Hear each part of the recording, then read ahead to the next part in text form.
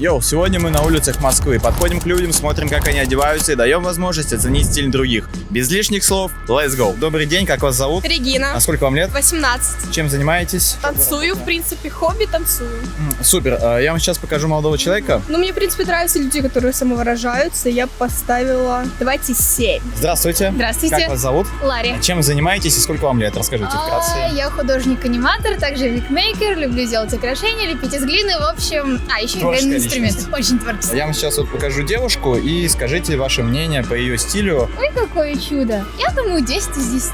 Как будто вы нам немножко не договариваете. На мой взгляд, каждый стиль имеет место быть. Учитесь. Добрый день, как вас зовут? Я Ева. Маша. Супер, сколько вам лет, если не секрет? Мне 15. Мне 16. Ладно. Чем вы занимаетесь, учитесь или, может, еще какие-то хобби, работа? Ну, мы так пока что учимся, к экзаменам готовимся. Скажите по 10-бальной, что как вам вообще? Ну, это не наше. 4. Ну да. Пятерка хотя бы, может, что-то так. Пятерка, окей.